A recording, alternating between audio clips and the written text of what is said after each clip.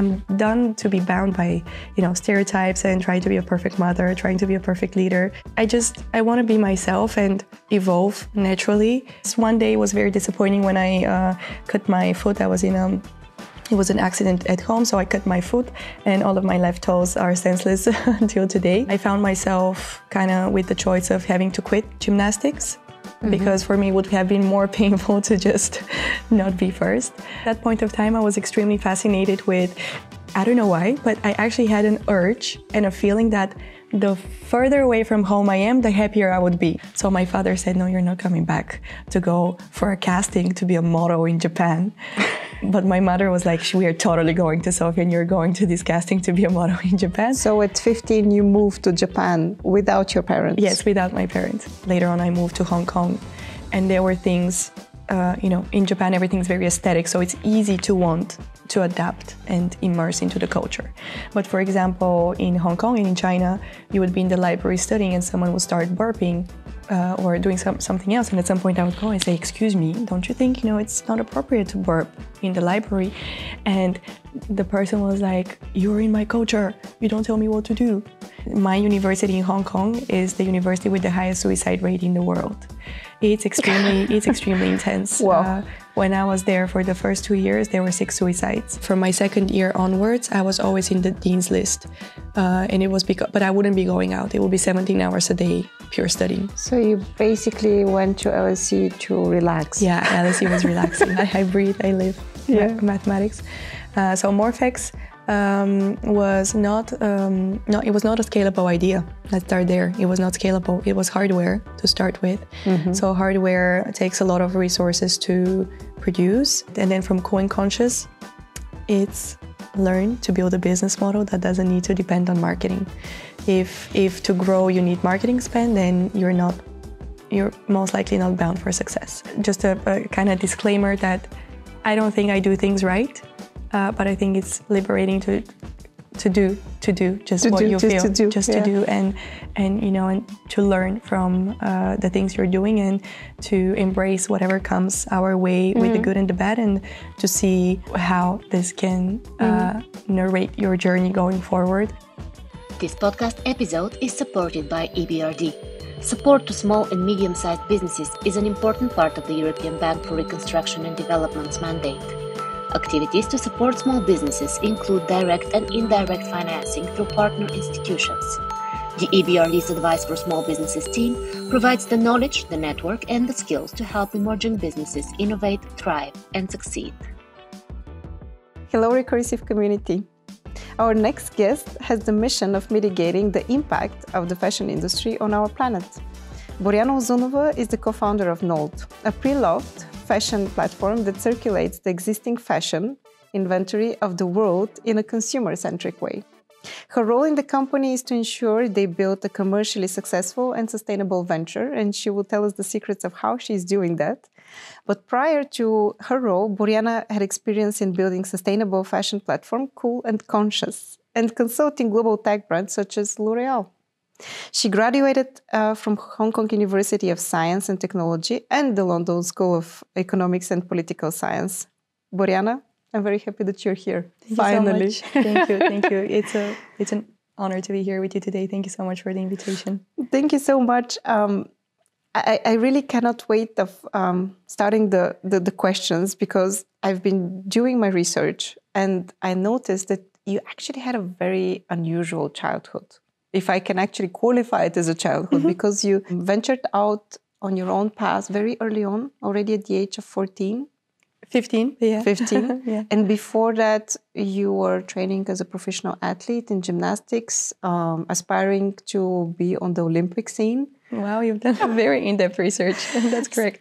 So, first of all, tell me about your ambition as an athlete and what happened that, this path actually had to stop very abruptly. Reflecting back on it, I see the occurrences as very inherent to my just typical nature. Now that I have a 2-year-old, I'm just seeing absolutely the same traits and behavior with him as well.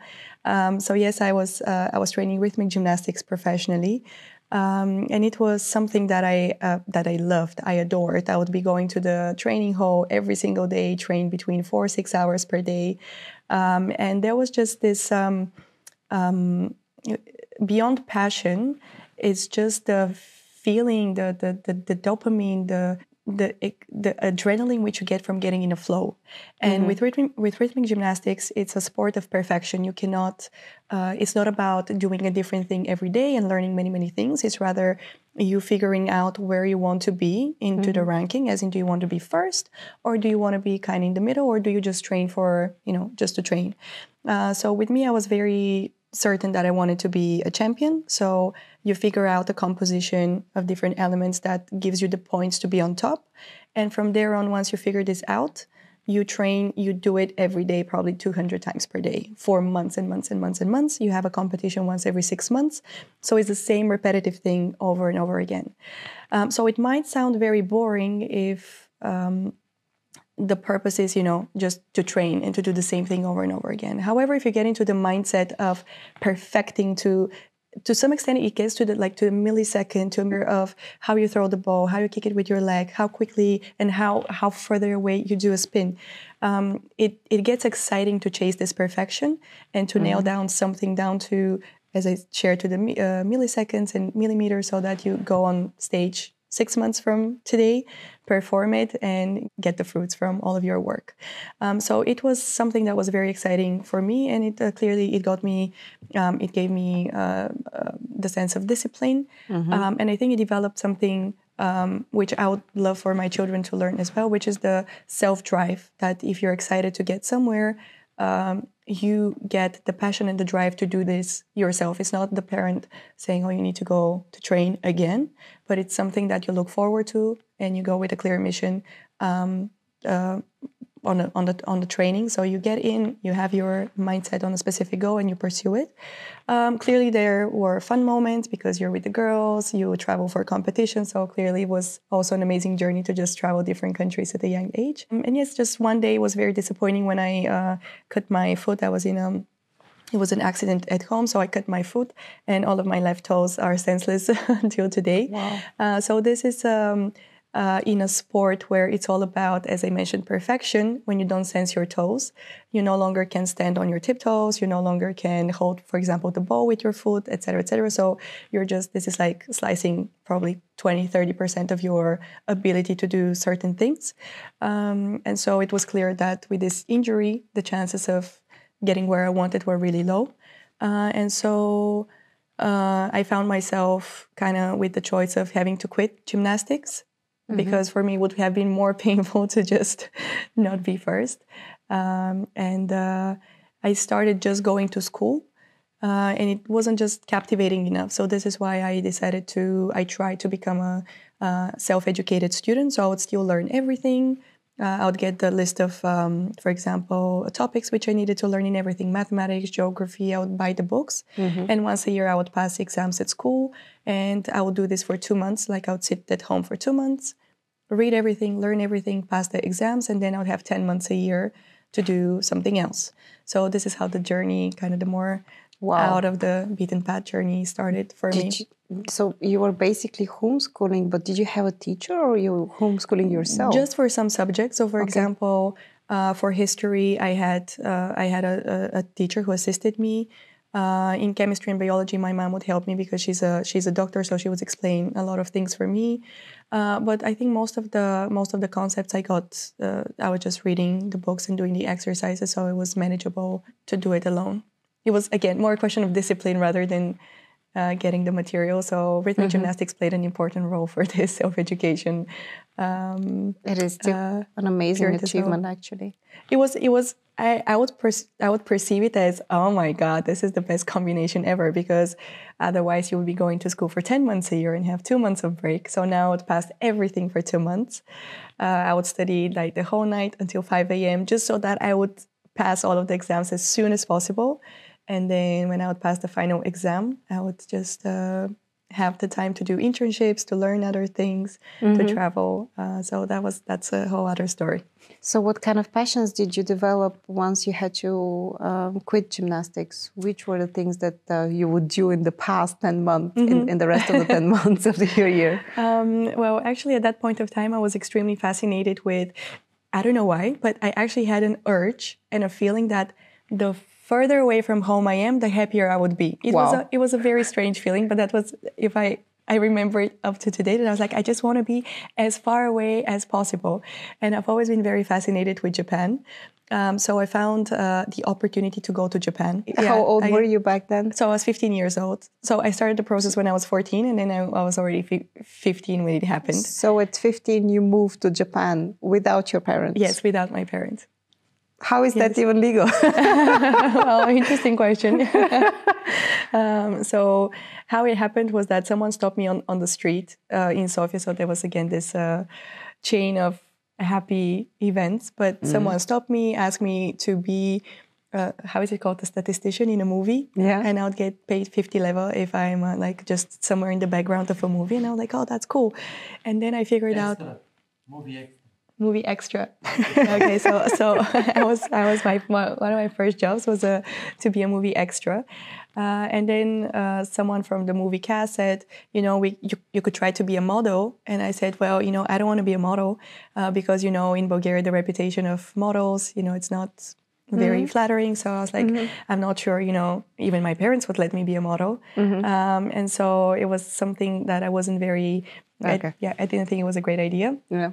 But then she said, you know what, just come to the office and I'll show you the story of another person. And she showed me this girl who just is doing extremely well. She's in Milan. She speaks now English perfectly, Italian perfectly. She's shooting for Valentino and for Dolce & Gabbana. I've seen this girl on airports around the world. And I was like, oh my God, this is her, this is this girl. And she said, yeah, so you could be traveling the world and doing this. And I said, well, that's interesting. If I can earn good money and travel the world, which is very interesting for me, I would consider it. So there was a casting for Japan. And then I was in my village, which is in the other end of Bulgaria. So my father said, no, you're not coming back to go for a casting to be a model in Japan. But my mother was like, we are totally going to Sofia and you're going to this casting to be a model in Japan. So, so actually there was first a casting for Paris, but anyway, so the one in Japan, actually I landed it and they offered an incredible amount of money. It was something like 20,000 euro for me to go for 3 months to Japan. And I was like, are you kidding me? Let's do it. And you didn't think that there is something fishy in the whole... No. So it's clearly we researched it. It was super legit. There were other people doing it. You have a personal driver there driving you to castings every day. Like they ensure the accommodation, everything. Wow. Clearly my father was, no way, you're going to Japan. Which transformed to, build the plus and minuses for going to Japan. So we did this evaluative analysis. And then one day he comes back from dinner. He's like, you would not believe who was next to me on dinner. And I said, who? He said, well, the Bulgarian consulate in Tokyo. And he said, everything's going to be fine. He's going to welcome you. If you have any issue, they're going to be there for you. So just a lot of lucky coincidences. Long story short, I went to Tokyo, sucked as a model. So totally. What does it take to suck as a model, but I think that I can confirm, but horrible at posing, horrible at just taking different roles. I'm just... I'm simple. I like my hair this way. I don't wear makeup, and it's just I can't do this whole thing and so on. Okay. Anyway, so disaster in modeling, but at the same time, I started to apply. So I got the visa as an entertainer. So when you ask me, how is this legal? Thanks to this job as a model, you are allowed to get a visa, which is with an entertainer status, which was a joke for an internal joke for a long time. Okay. So you were a certified entertainer in Japan. I guess we can call it. And so from there on, actually, you asked me about my interests. So 10 minutes later, I'm coming to this point. But I love your story. I love putting concepts into visual pieces. And so I applied to an agency, a marketing agency. Agency is pretty famous. It's a global one for an internship. And believe it or not, They were like, cool, let's do it.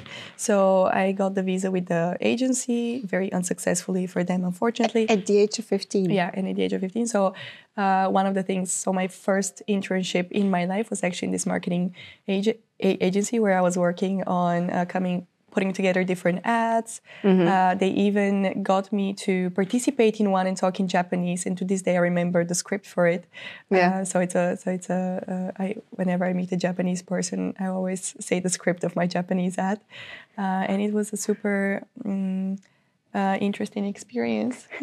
Yes, you want to hear it, I know. I'm sorry, but the podcast director is distracting the process. Okay, that's super impressive. I don't even know where to start with my follow-up questions, but I'm going to probably start here. Okay, so you were 15, you got an internship in a job that you obviously really liked and you had your passion in, which is a result of so many also lucky coincidences. Yeah. My question would be, how did you adapt to a totally different culture like the Japanese one? Because Bulgaria and Japan, they have a lot of cultural differences.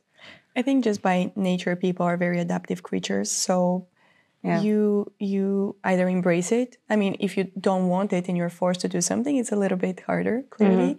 But for me, it was just something very exciting. So for me, it was interesting to learn why are tea ceremonies so important and why there is such a, what is the history behind them and why up to this day is something that is so cherished and done to how this culture is perceiving, for example, nature and the role of nature in everyday life, to why, even though the world has become so globalized, they still prefer to stay a little bit more close towards the world. So it has been very exciting for me to respect their culture and be part of their culture, because later on in my journey, I moved to Hong Kong, and there were things, in Japan, everything's very aesthetic, so it's easy to want to adapt and immerse into the culture.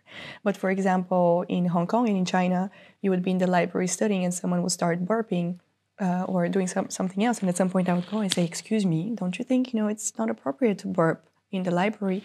And the person was like, you're in my culture, you don't tell me what to do, and then I thought, at first I was like, oh my God, but then you start to reflect and you understand that this also has their background, that for example burping is an act of cherishing the food, and it's very natural, and it's a natural physiological response to something that is happening, so it's not something that you should be hiding. So the whole just perception of, for example, how you eat and how you show your respect to food and what are the manners, like it's a completely different thing, and it takes, I guess this is what kind of opened my eyes towards being so much more tolerant to doing things differently in different places around the world, and actually respecting how people do things around the world. And just because you think something is polite or not polite, it doesn't mean that it's this way somewhere else.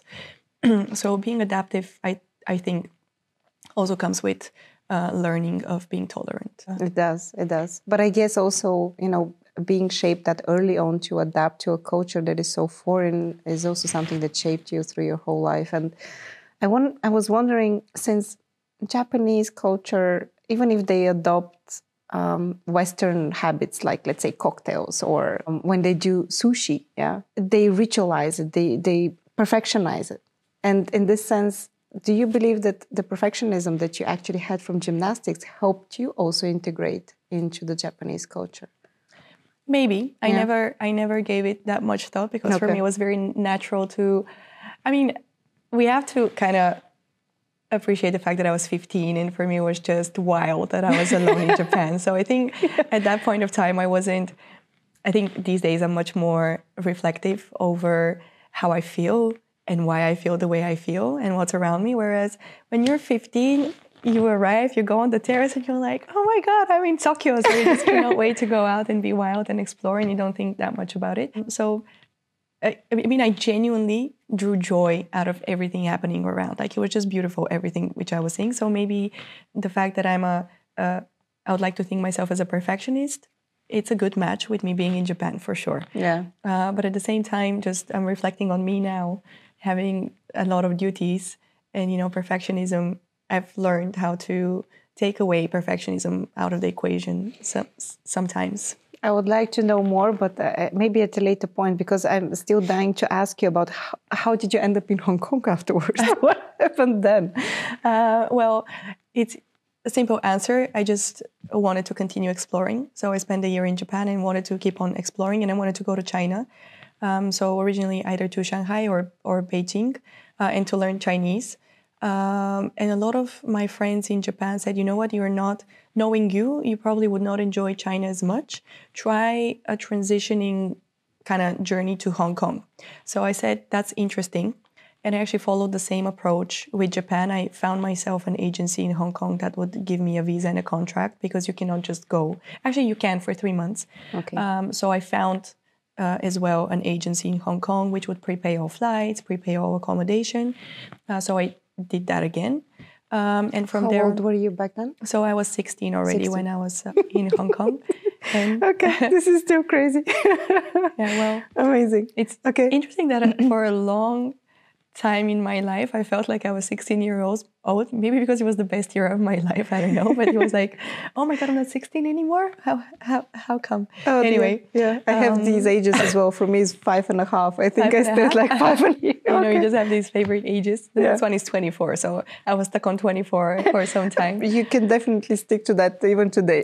Yeah. Anyway. Yeah, so I moved there, and again, so the same procedure, got the visa with an agency, and then I found an internship. And the internship which I got in Hong Kong is definitely one of the most, after Japan, the second most reshaping experience, not because of the country as much, but because of the people by which I was surrounded. Yeah. So that's how I ended up in Hong Kong. And you also studied there? Later on, yes. I ended up studying there, yeah. So from 16 to 18, I was working for a company. And when I was 18, I entered university there because I fell in love with the campus. Oh, wow. Yeah, it was the most beautiful campus that I could ever imagine. It was, actually had a very cool life in the center of Hong Kong, incredible people, all like the hottest events all the time, great for networking. I was even making, again, like money. And then at 18, when I entered university, I lived on the other end of Hong Kong. So there is an upper island called Kowloon, which is connected to China. And it's in the wild nature of Hong Kong. Actually, a lot of people don't know the fact that Hong Kong is 3/4 a natural park. So all of the pictures that we see with the skyscrapers are just, it's just the center. Yeah, it's just a super small part. Oh, wow. And it has incredible nature. So I would study there. All of a sudden, no parties, no flashy people, no exciting events. Just studying like for 17 hours a day with a lot of Chinese geniuses. But yes, it was... Motivated you actually to go back to studying after the parties and after you were advancing your career? So it was always on my agenda to go to university. Okay. And to be frank, I was thirsty to be stuck in a library at that point of time. When I was 18, by the time I was 18, I was thirsty, literally thirsty to just be stuck in a library. I didn't want to, I felt like I've lived everything which I wanted in terms of partying and being social and loud music. To this day, I'm 29 now. I've never looked forward to going to a club, and I've probably been to a club like 3 times. Okay. So it was like I've enjoyed, like it was fantastic. I mean, great parties, but I genuinely looked forward to getting hardcore in reading, learning, and becoming more specialized in terms of specific knowledges and kind of more academic skills. Were you in some way missing Europe or Bulgaria at some point? That came later on. Yeah. That came when I was around 22. So that's related to my LSE experience in London. Yes, there was a moment where Hong Kong is a very cosmopolitan city, very fast city, but at some point you walk on the street and it was a specific feeling. I remember it. Most of the buildings are younger than I am, and I'm pretty young. And it's just the immediate thought you get is, I need a little bit of Europe. I just need to walk somewhere that is just a little bit older and not so fast. I mean, still very cultured, clearly. So that was kind of one of the first moments which I missed Europe a little bit. Yeah. And it was great timing because I was obliged to do a year So 2 semesters abroad somewhere. And I applied for different schools. So I applied for the US in Berkeley and in London in the London School of Economics. And I chose LSE. London. Yeah, I chose London. Wow. Yeah. London is also a very cosmopolitan city. Yeah, how would you describe the transition from Hong Kong to London, though? It was wonderful. I needed it. My soul needed it. So for one, I definitely felt like something that I was looking forward to. Second of all, I was in need a little bit of slower lifestyle, which might sound ridiculous at the age of 22. But my university in Hong Kong is the university with the highest suicide rate in the world. It's extremely intense. Wow. When I was there for the first 2 years, there were 6 suicides. And it's not because the university is extremely competitive. That's one thing which isn't very known fact to all of the people who are there. But it's also because of the pressure that parents put towards their children. So it's just a very, very different type of culture. And so, but this naturally led to people overstudying. And we had the so-called curve grading. Curve grading means that, for example, only 5% of people are allowed to have an A, then only 5% are allowed to have a B. So even if you have 99 points, there are already 5% of people who have 100 points. So there are more people with 100 points. So they take all of the spots for A's, for B's. And even if you have 99 points, you're already in the C- range. So you need to be like when you go on an exam, you don't have the time to think, oh, what was it here? No, you go on an exam and you're like, you've been doing this for 7 years. You don't have space for mistakes. And the additional reason why you don't have space for mistakes is because your scholarships are based on your performance. And I too was on a scholarship. So I couldn't lose my scholarship if I was not in the top 10 percentile of the school. And so the whole time, especially coming from a Bulgarian educational system where I was self-studied, but just the standards were very different. Like you go into mathematics into a Chinese university, God help you. Like God help you. It's like something that even in university in Bulgaria, you're not quite prepped for. And so it was very stressful for me to first learn everything in English. And then start learning all of the concepts which you're missing and then start catching up for you to perform on the exams. So it was I will not hide, it was a stressful learning experience. But it feels also like it is a bit unhealthy, stressful experience. I mean, this kind of competitiveness, which is being nurtured, through that curve. How do you curve?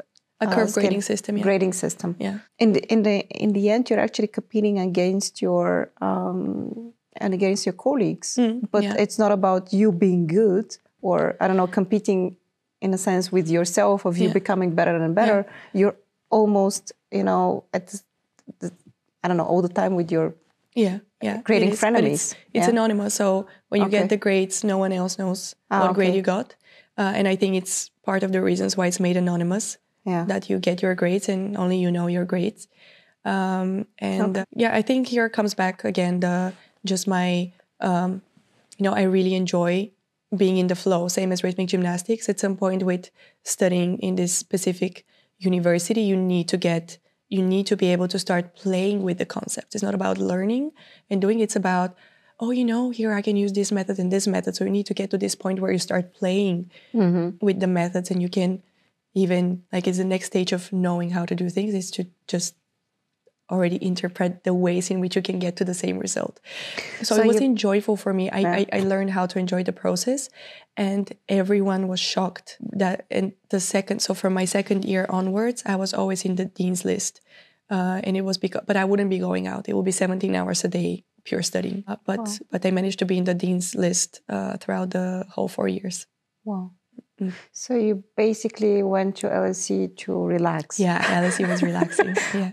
This is crazy. Yeah, it was very relaxing. Wow. It was around 4 hours a week of studying. And what did you do the rest of the time? Was partying back on the agenda? No. At the time, so in Hong Kong, I started my first startup. And in London, I was also with the spare time, I was working on the startup. Listening carefully to what you have shared so far, I also noticed that you mentioned nature a couple of times. Sorry, what? Nature a couple of times. In the sense, how has your experience in Asia, but also later on in London, shaped the vision of your ventures? First, Kool and Konscious, and now NOLD. Both of them actually trying to contribute to our efforts against climate change and the pollution that we're creating, and living also in a more healthy environment, leaving out plastics. Tell me, was that it was decisive? very surprising for me because I'm not a fashionista. I absolutely, I mean, is whatever for me. I want to spend no longer than 3 minutes in the morning choosing what to wear. Okay. But so it was very shocking to me as well that now it's been close to 9 years that I've been into this industry. Then why fashion? But at the same time, so I was in a trip to China, and I just firsthand saw some of the impacts of fashion. And I even made it one of my schoolworks to analyze the impact of fashion. And it was tremendous. I mean, I was like, this is going to boom at some point because we cannot keep on producing so much. Not because production leads to waste, but already how we come up with materials is very shocking. For example, if you need to grow cotton, especially organic cotton, which is considered to be the better cotton, it actually takes so much land and so much water to produce a t-shirt that you're going to wear, twice and throw away. So first of all, we're taking away a lot of water and land, which could be used for food for the close to 1 billion people who are in hunger right now. So that's for one. And then all of the dyeing process is extremely polluting. It's actually only 1% of the chemicals used for coloring are EPA approved. So all of the rest, a lot of them are carcinogenic. Even at the point of wearing them on our skin could lead to a lot of kind of skin issues, even autoimmune diseases. And then from there on, we just wear a lot of clothes and we throw them away. So what we do with those clothes is we usually burn them or they degrade into the soil. And the whole issue with polyester, for example, how it's degrading and it's leaving a lot of microplastics. For me, it's very peculiar the fact that people find it as a negative that it takes 400 years for polyester to degrade. In my mind, that's fantastic because once it degrades and it goes into soil, we can never take it out, or we need to invent a technology to take it out. But anyway, it's just, for me, was the sheer just volume of, things being produced and things being thrown away and things being consumed. And things being consumed, it's just unnecessary. So my first startup was actually a startup for on-demand perfect fit production, that we produce exactly what we want, made for you, so that you kind of wear it longer. It failed. And now I know, very well, looking back, I'm like, how did I even think this was going to succeed? People just love consuming. They love to be diverse. They love to have many clothes. So very naturally, over time, I think the concept of circularity, which is NOLD today is embracing to the maximum. I think it makes so much more sense that we have so much existing inventory. Through circulating it across us, we get the diversity, but we don't get to produce more. We don't get to waste more. And we get it at better prices. So it just makes a lot of sense on many dimensions. And yes, and nature is always part of the equation for me. Nature is my church, personally. This is how this is what I believe in. It's an organism that knows how to balance itself perfectly and how to maintain itself. So I would often reflect and look at principles in nature when I'm thinking about concepts that I need to resolve. And so coming up with a business model, which clearly needs to be profitable, but that respects the resources and leads to a more conscious usage of the resources which we have, is something that makes me very happy. Coming back maybe to your first startup and learning from failure, I think this is something that we should talk a bit more in general in our ecosystem. For whatever reason, we are very ashamed to speak about it, and often we judge others also if they fail. What has it taught you for the next venture, and why didn't it discourage you? You were in which ecosystem were you back then? I'm sure that you kind of like remained a global citizen of the world with your experience. With my first start, so it started in Hong Kong, and I had a lot of support at university. One of the professors at university joined me to do this. At the time, he was working for one of the biggest Chinese e-com companies. Also, I mean, just at school, we had always initiatives supporting entrepreneurs, a little bit of funding. So what it taught me was, I mean, it was my first venture. It was idea-driven first. I thought, oh, how cool would it be if people have perfect fit on-demand clothes produced. What was the name of the company? Morphex. Morphex. Yeah, because you're morphing an X, because X could be anything. So yeah, you of morph. course. So I'm actually just mathematics. I breathe, I live mathematics. So Morphex was not it was not a scalable idea. Let's start there. It was not scalable. It was hardware to start with. So hardware takes a lot of resources to produce. It's very expensive because it's custom parts. It was a robot. So you scan your body. So we still had a software. You put your phone on some surface, you stay in front of it, you turn around. It creates a 3D avatar of your body, and then you have a physical robot transforming into your body so that someone produces whatever you want on this body so that it fits you perfectly. So it was just a very expensive to produce the robots, which means that we couldn't produce too much inventory up front. We first needed to generate sales leads to produce the robots. And then the cost of one robot itself, they never justified the price of, how many items can you produce on this robot. But the bigger problem was that it was just not the right product fit. People just don't want on-demand perfect fit clothes, as I shared. People want instant, not on-demand, but instant clothes that who cares if it fits them perfectly or not? They're going to wear it twice anyway. So just the product to market fit was a huge red flag. So lesson one, be sure that people want what you're offering.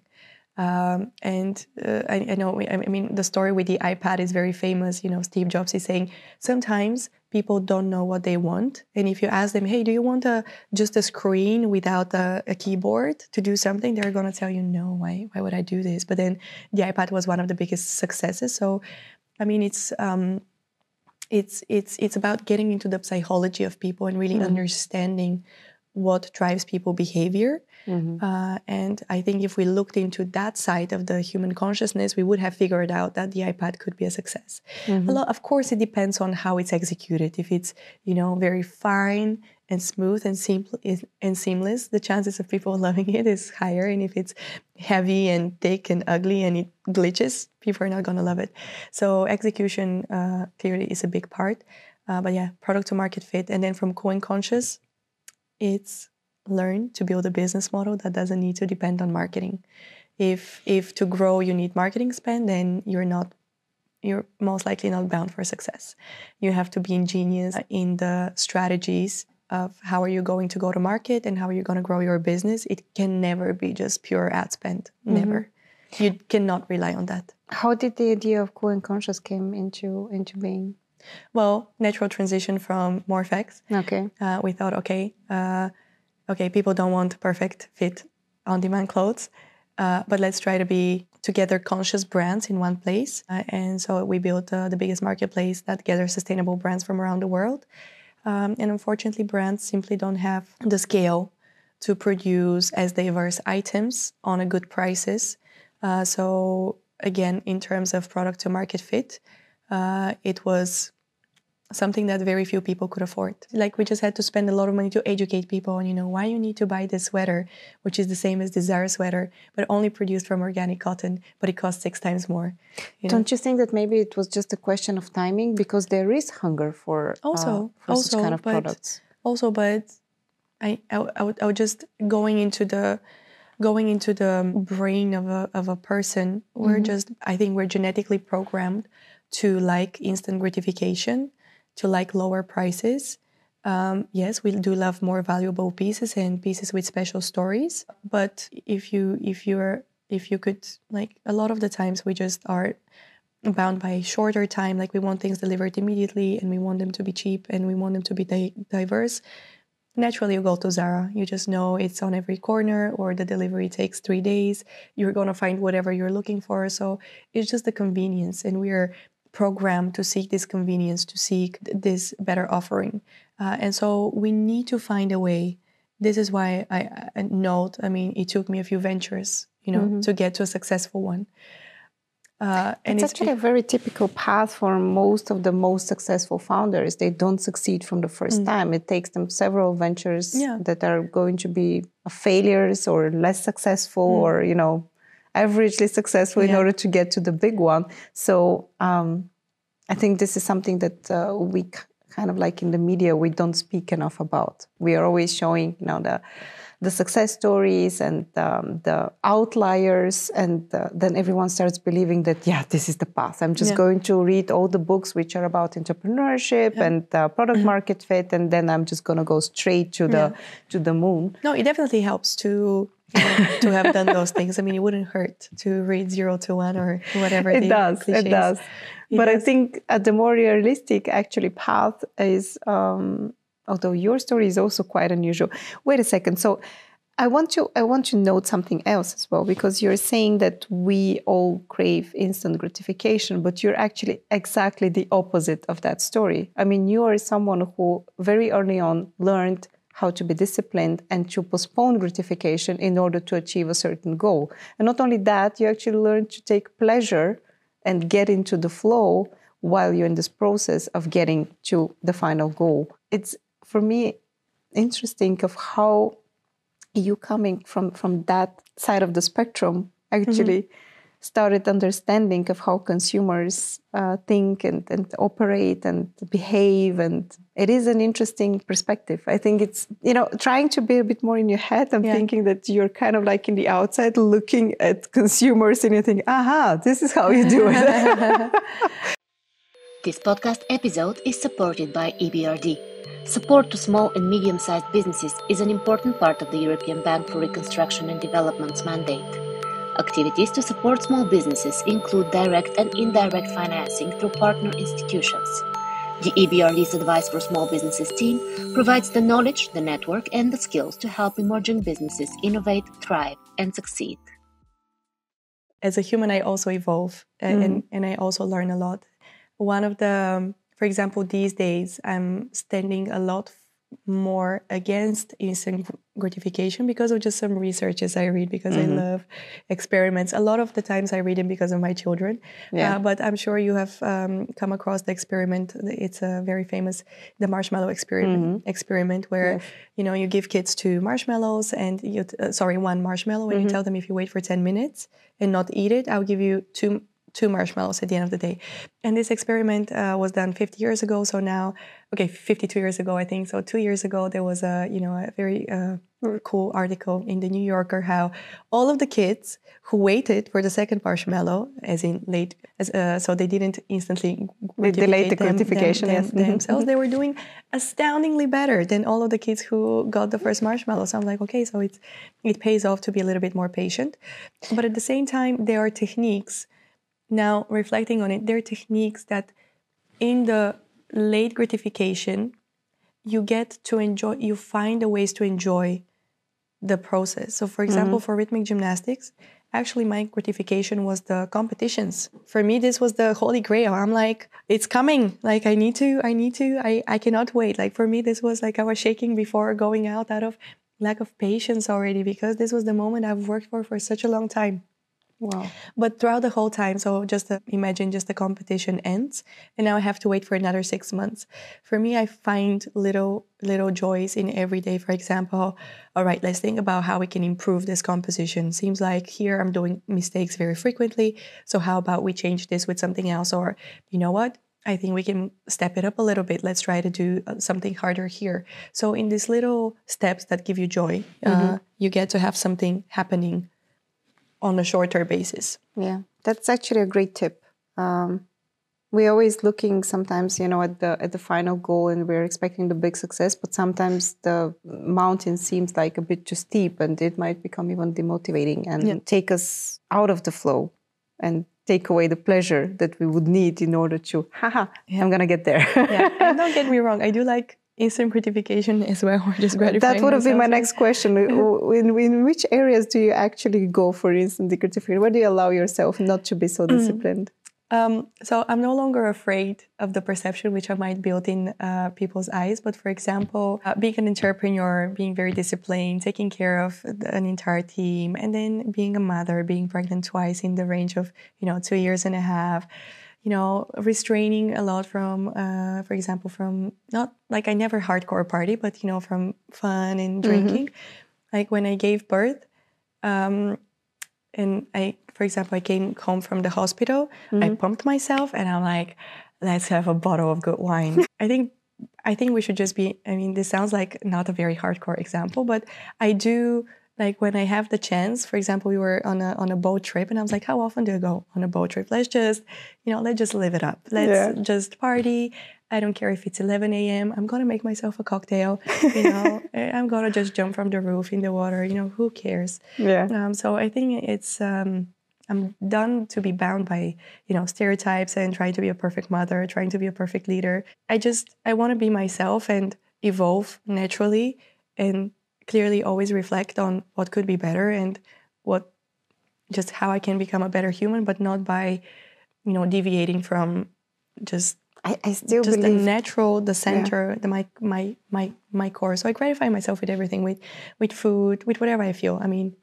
I still believe that you're an exceptional human being only by having the capacity to be an entrepreneur and a mother and a wife, most probably, and there for your friends. And most of people actually need to pick. How many? 5, 3? I don't remember. This is always too depressing for me when they're forcing me to pick. I need to focus on these things, and this is all you can actually have because otherwise you won't have the time for it.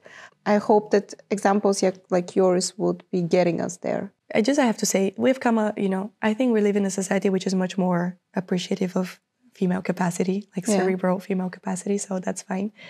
Pregnancy is a little bit more special, but I think we have to appreciate the fact that fathers are also starting to become more partaking in the family life and being fathers. And it is also partially sad that our society expects fathers to be less invested. And as soon as you say, but I'm going to take the time off to spend time with my baby because I do want to be part of that period, some of them would be seen as, oh, you're such a I'm not going to say the word even. We got it.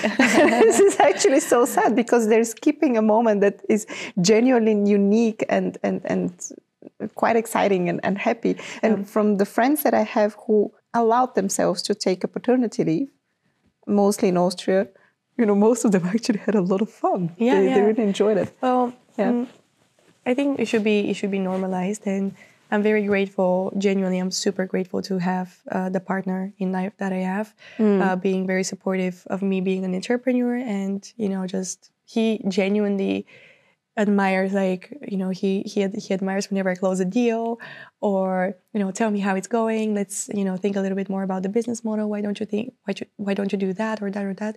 So he's very supportive of me as an entrepreneur. And at the same time, he's very supportive as a father. And once I did a Q&A on Instagram and I was shocked by, so many people were asking me, how do you do it all? And the truth is that you need to have a support system because you cannot do it alone, ever. Not in a company, not at home. You need to have a partner who you know very well if he's going to support you once you give birth, or because having a child is not easy. And I'm not ashamed to say that a lot of time going to the office feels like my break these days. It's, sometimes I prefer to go to work instead of being at home just because it's very challenging to be at home and to be with the children. I'm in the process of, learning to love everything, and I'm becoming much better, but, it's a steep learning curve being a parent. So you need to have a partner at home, and you need to have a partner at work, and you need to have the support system to not go crazy. By the way, I felt a bit ashamed as a woman, and I want to say sorry, because when I reached out to you about the interview, I was congratulating you, but I meant the fundraising round. And then you were... But I also gave, what did you say? I thought, because you were responding to my message, and then you said, I thought you congratulating me for having a baby. I should be relating to these topics. But really? Oh, no. It was so weird. No, it was rather I felt ashamed that I'm not relating to something that is obviously, No, it was totally a joke on my end because, for example, my mom totally doesn't care about my work, and I'm like, oh my god, mom, I closed the deal. So I'm craving for a little bit more, kind of for example, for my mom or for my dad to be excited about what I do. But I mean, going back to my childhood, never. I think it's like I don't come from the type of family that is, you're doing amazing, good job on winning a gold medal, or da-da-da-da. Like it's never like this. And like they wouldn't even come to my competitions, right? It was just. I also wasn't, and at some point, I think 2 years ago, I made like this huge scandal at home. I basically told them that, you know what, I need this. I need you to be proud of me. I need you to support me. I need you to be aware, that of the challenges that I'm going through, because this is the person that I am. Yeah. And since then, things are changing. Yeah. Yeah. But congratulating someone, I'm going to tell you this joke afterwards because I think it's too dirty for the podcast. Let's go back to NOLD. So with obviously, navigating through this kind of situation, before that pandemics, and I don't know, what happened to Kool and Konscious, by the way? So we call it the the spin-off. Okay. So we used some of the residue funding to NOLD. Okay, cool. So yeah, it's another great thing to just know when to stop and to be like, we don't need to waste. So you basically managed to do a pivot. Yeah. We said, let's not waste the money. Yeah. It's just not going to work out. So tell me how the lessons from NOLD and Morphex are now integrated into NOLD. And from Kool and Konscious and Morphex. Yeah, I'm sorry, yes, Kool and Konscious and Yeah, so from Morphex, definitely, think about scalability and think about product to market fit. From Kool and Konscious, think a little bit more on the psychology of people and think about how are you going to market without millions in marketing. Because truth is that especially the fashion industry, there are millions, hundreds of millions in marketing, and you simply cannot compete. If you don't have the same budget for marketing that other people have, you're just better off to not do it. Yeah. And it's funny because in Bulgaria we have every second, we joke, it's a joke that every second woman has a brand. And so many people come to me and they're like, oh, I dream of having a brand. And I hate to be discouraging, but I'm just telling them, if you don't know how you're going to go to market, even if you have the best clothes and they're super cool, it's just going to be another brand and another, many items not being sold. And, you're wondering what to do with all of these items. So these are the lessons learned. And with NOLD, when we were conceptualizing the model, it actually a very important thing for NOLD. It was an idea that evolved naturally. I was doing a wardrobe cleanup, and every time I give things for donation, and then every time there are these things that I never wear, and I put them back in my wardrobe. And I'm like, this time I'm gonna take them out and I'll figure out what to do with them, but I just don't want them in my wardrobe. And so they ended up 40 pieces, quality pieces, that I didn't just want to give to someone because, I felt like they were a good amount of money. And they stayed like this for 4 months. And my husband finally said, if you don't do something with them today, I'm throwing them away. And he was like, I could see he was very serious that he would throw them away. And I'm like, okay, I'm going to sell them. And so what I did was I took pictures of them, made a website, and listed them on the website. He was like, you're doing a website? I was like, yeah. He said, you're crazy. I said, it's faster for me to do a website and have everything structured, with all of the orders. Just throughout the years, I naturally got the experience of building websites. And so I made the website on Shopify, and then I shared on Instagram, you know what, I'm selling my clothes. Here's a link. Yeah. So I shared it, and it started like, ka-ching, ka-ching. There's this godly sound of Shopify, ka-ching, ka-ching, ka-ching. And I was like, for Kool and Konscious, I was praying to God, doing the dance to get the energy to people to order. And now all of a sudden, with zero marketing, I'm selling old clothes, taking pictures at home without Kylie Jenner, on the photo shoot. Yeah. And everything sold out in 20 minutes. And I was like, wow, this is incredible. And my husband said, this is pretty cool because it actually leads to zero marketing. conversion rate. Everyone has a community on Instagram and has some people that like him in some way. Yeah. And so every person that sells items could use their natural channels like Facebook and Instagram to promote what they have. And we said, interesting. And this is what a successful MVP looks like. Yeah, exactly. This is MVP, yes. Zero cost, quick and dirty. If it works, it works. If it doesn't work, cool. it doesn't work, you just nice. give up. Yeah. And what was interesting was that 40 people texted me the same day. They're like, hey, can I use your website? I'll take the pictures, but can I use your website to sell my things? And I was like, you know what, maybe there is something to it. And so I called at that time, we were still on Kool and Konscious. We had investors, 11 Ventures were the first investors there. Yeah. So we hopped on a call and we were like, listen, we still have some money left. Clearly we can waste it all, which we're sorry for, but let's not waste it all. Here is a concept that we think is going to work great, even more sustainable than Kool and Konscious because we're circulating existing items, zero marketing. Much less dependent on marketing because we're going to get people to share their wardrobes on their Instagram accounts. And it's zero inventory because it's things that people own anyway. And we take commission on every successfully sold item. And they were like, okay, let's do another MVP. And we did it. So we did it with a few people's wardrobes. We didn't get massive influencers. We would get people with 5,000 of following and they would sell out in 20 minutes.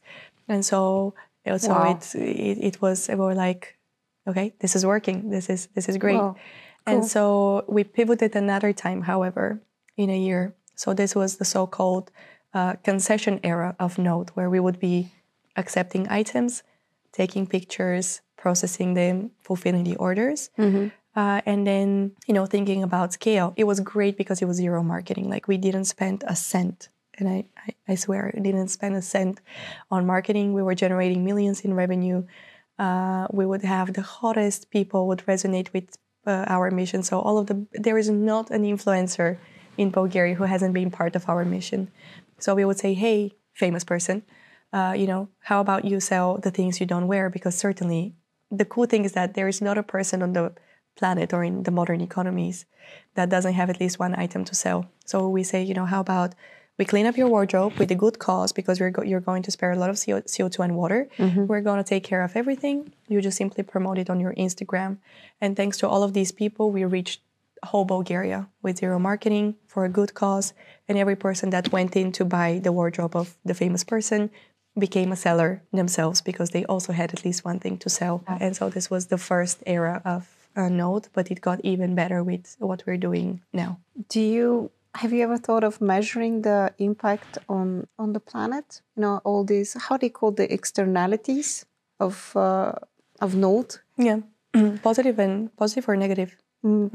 I guess it's very positive, but tell me. Yeah, there are some debates on circular kind of secondhand fashion also being actually negative. So it's something that we're considering. I love this term, by the way. Pre-loved. It's not secondhand. It's pre-loved. Yeah. There could be very clear science behind it. Yes. We actually developed, as part of the product, we developed an algorithm that assesses the impact on a product level. And it's considering all of the factors from manufacturing the product, which is getting the textile ready, the wet processing and finishing of the product, then the distribution to distribution centers, then from the distribution to stores or to the end customer, and at the same time, the afterlife effect. So if you throw it away, so we do a calculation of what is the usual impact of this piece, and now that it's recirculated, how much impact it spares. Wow. Statistics say that if you buy something secondhand, you're 65% less likely to buy it, like a similar thing, firsthand. So in a way, we're displacing 65% of the impact of a brand new piece simply because you bought it secondhand. And clearly it depends a lot. Is it made of cotton? Is it made of polyester? Is it made of wool? Is it a bag? Is it a sweatshirt, etc.? So it varies a lot. The average is that for one piece to be produced, it takes 22 kilograms of CO2 and 3,040 liters of water. So you can imagine that one piece on average taking 3,000 liters of water. It's insane. And okay. I have too many questions, but I'm afraid that we're going to stretch also the time too much. We should have planned it for longer, like for 2 hours podcast. Okay, good. What is the next phase for NOLD? So the next phase is very exciting, and I think it's revolutionary.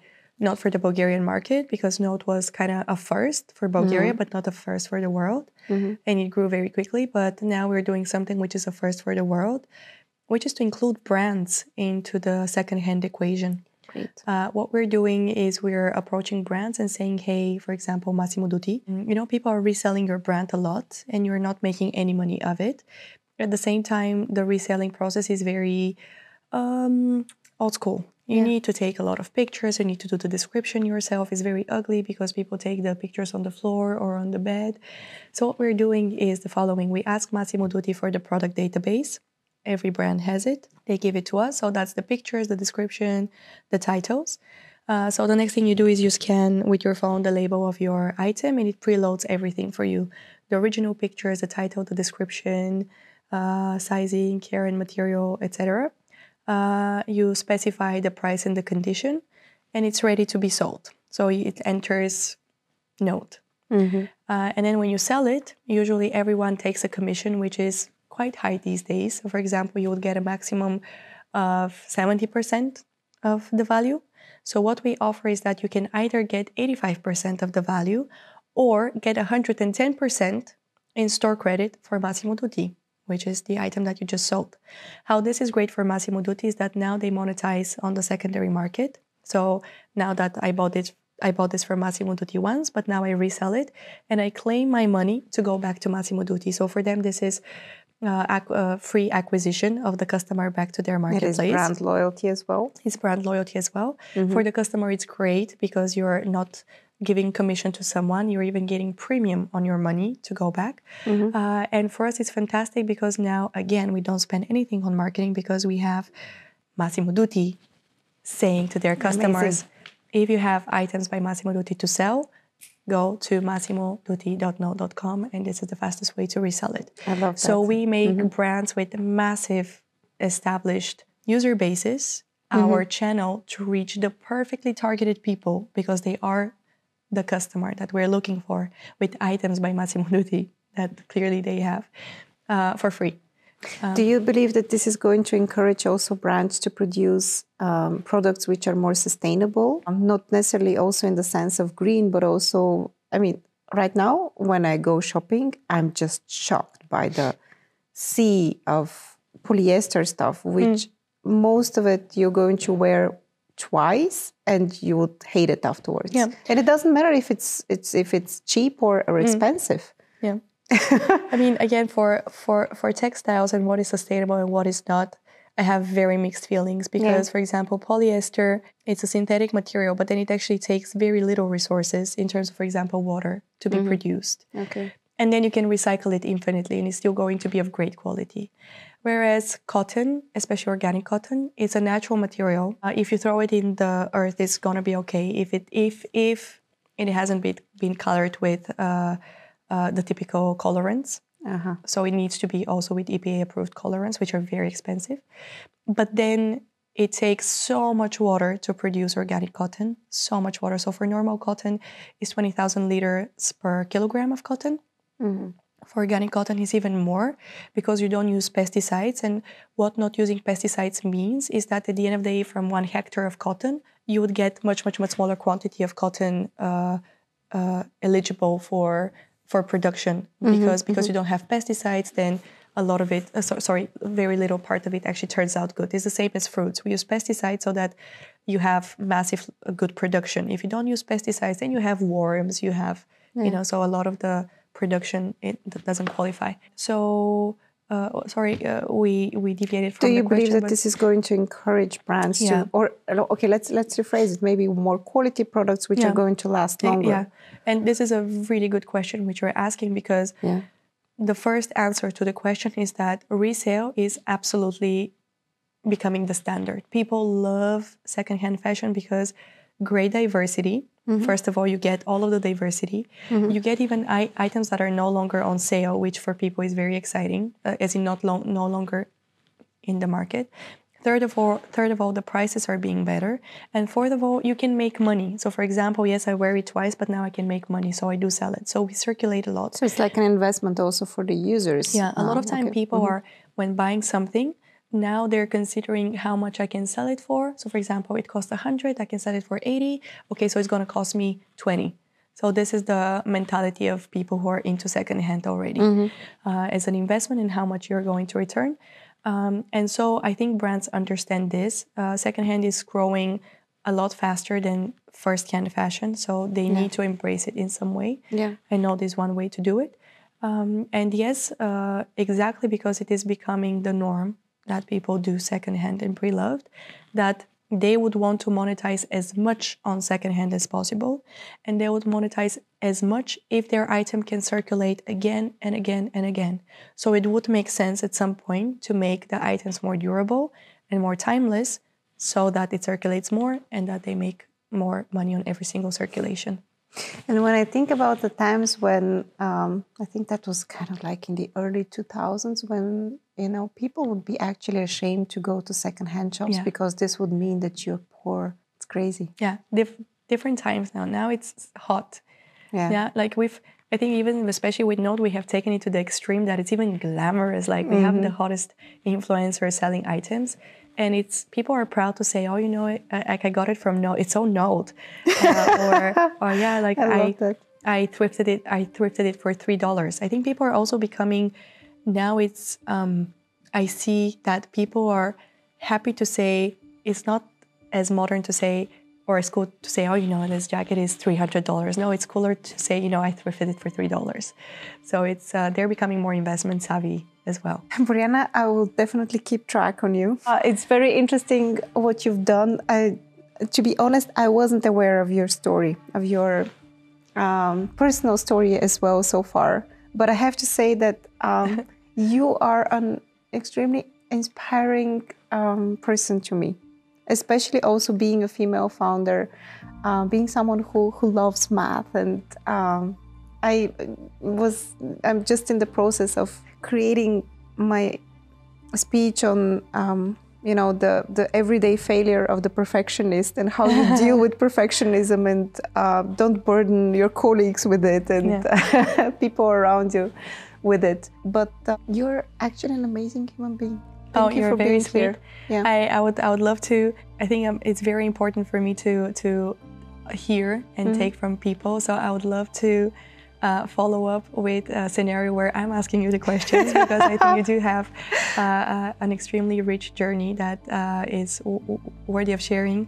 And thank you so much for posing these questions and letting me share perspectives here. If I can just say a kind of disclaimer that I don't think I do things right, but I think it's liberating to do just what you feel, to do and to learn from the things you're doing and to embrace whatever comes our way with the good and the bad and to see how this can narrate your journey going forward. And yeah, just let's not be ashamed of failure. Let's not be ashamed of being women and having to be pregnant. And you gotta be, as women, we gotta be smart and we gotta be multifunctional in still navigating in the modern landscape. And I think we are actually smart and multifunctional in so many ways. Yes. So it is definitely not something that we should be ashamed of, but rather the opposite, proud of. Just like, wearing pre-loved fashion. Thank you for, changing this kind of concept. And but it wasn't me. Definitely a lot of people laid the carpet for me with much bigger budgets and brains. Yeah. So we're just trying to do our best and bring something that has a better product to market fit, hopefully this time. So around. I'm sure that we're not meeting for the last time. I'm pretty sure that we're not meeting also for the last time in front of the camera. Yeah. So definitely. wishing a lot of success. Happy, to maybe follow up in a couple of years and see where the journey has led you, because I get the sense that everything will be a chain of lucky coincidences. You're going to end up in a totally unexpected place. maybe. Who knows? Yeah. Great. I'm also curious to see. Thank you so much for your time and for the questions. It was an exciting talk. Thank you so much for being here. Thank you. And if you are just as passionate about innovation as we are, hit subscribe for the Recursive podcast on YouTube or your favorite podcast platform. We're everywhere. This podcast episode is supported by EBRD. Support to small and medium-sized businesses is an important part of the European Bank for Reconstruction and Development's mandate. Activities to support small businesses include direct and indirect financing through partner institutions. The EBRD's Advice for Small Businesses team provides the knowledge, the network, and the skills to help emerging businesses innovate, thrive, and succeed.